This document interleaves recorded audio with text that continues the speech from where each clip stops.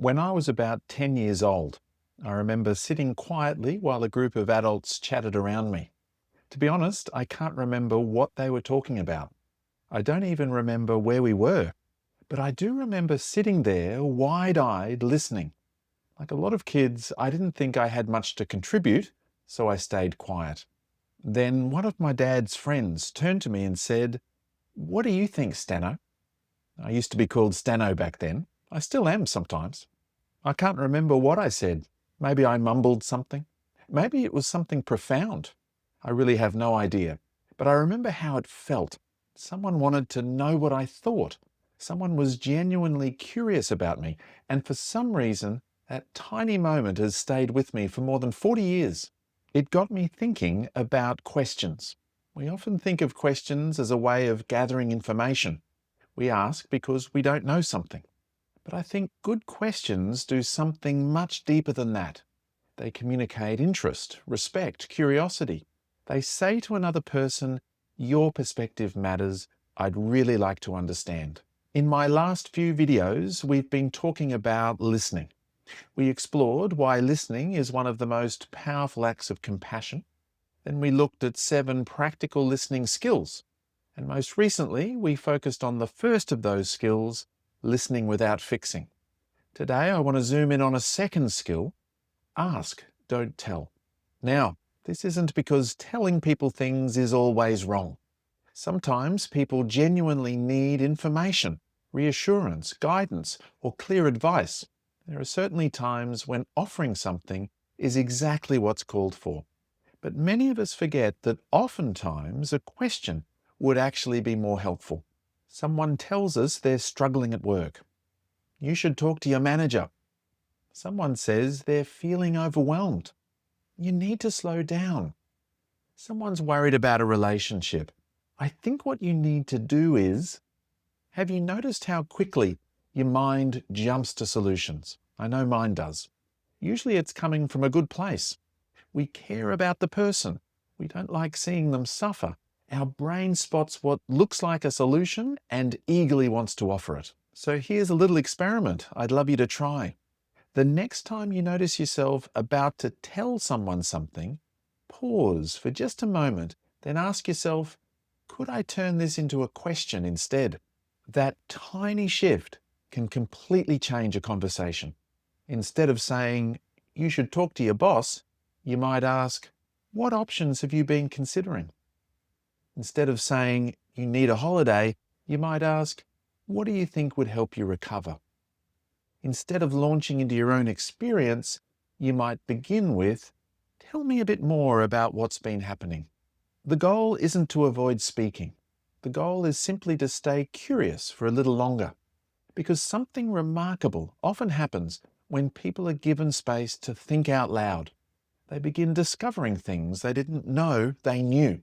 This is one of the central ideas in motivational interviewing, an approach I've spent much of my professional life teaching and practicing. Rather than trying to persuade people into change, motivational interviewing tries to evoke what's already inside them.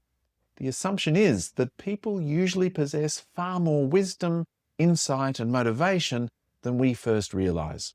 Our job isn't to install wisdom, it's to help uncover it. And one of the best ways we can do that is by asking thoughtful questions. Over the years, I've found it helpful to think about different kinds of questions.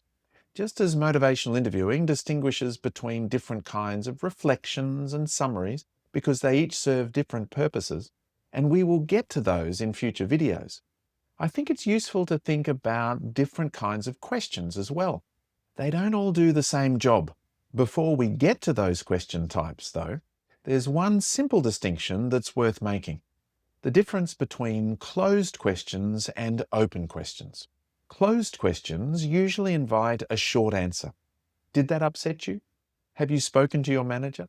Are you feeling better? They're useful when we need specific information, but they rarely keep a conversation moving.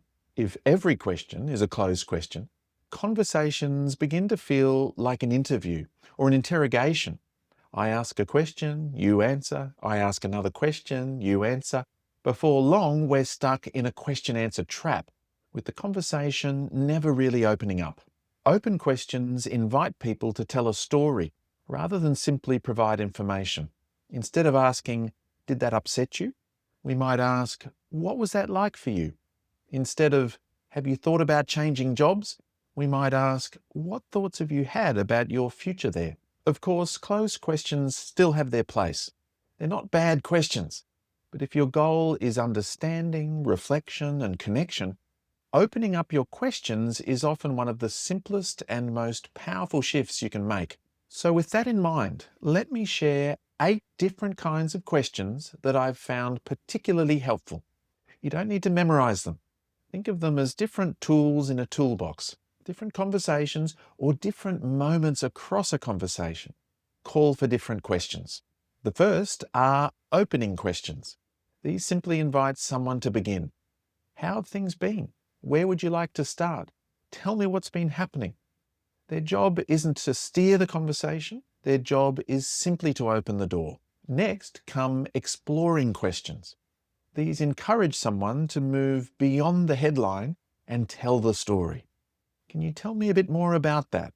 What happened next? What was that like? Anything else? As people elaborate, they often begin organizing their own thoughts in new ways. Then there are clarifying questions. These stop us filling in the gaps with our own assumptions.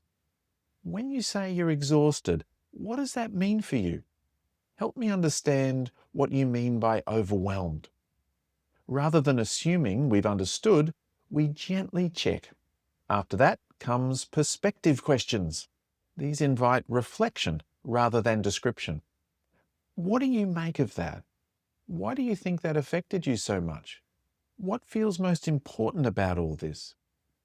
These questions often help people move from simply telling their story to making sense of it. Sometimes it helps to ask balancing questions. These are especially useful when someone feels conflicted or stuck. What's keeping things as they are? And what's making you think about change? Rather than arguing for one side, we're helping someone explore both sides with curiosity. I also love asking strength questions. How have you managed to get through all this? What's helped before? Who's been supportive? What was it that brought you to being at your best? People often underestimate the resources they already possess. These questions gently bring those strengths back into view. Then there are possibility questions. These begin turning attention towards hope and change. If things became just a little easier, what might be different? What's one small step that feels possible? If you were to try this option, how might things be better? The goal isn't to find the perfect solution. It's to discover the next helpful step. Finally, there are commitment questions. These help translate insight into action.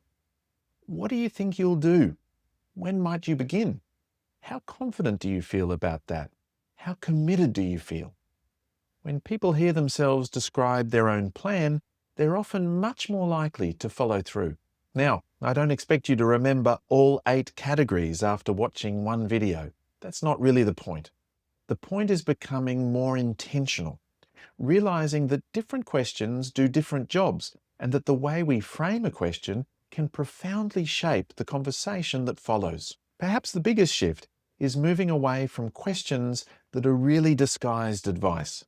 Don't you think you should? Have you tried? These questions often have an answer already built into them. Instead, we can ask questions that express genuine curiosity. What do you think? How does that make sense to you? What feels most important right now? These questions don't take over the conversation. They create space within it. And here's the surprising thing. When someone is approached with genuine interest and curiosity, it often helps them understand themselves more clearly. Sometimes all they needed wasn't another opinion or another solution. They simply needed someone to help them think. Maybe that's why I still remember that moment from childhood. Not because I was asked a particularly clever question.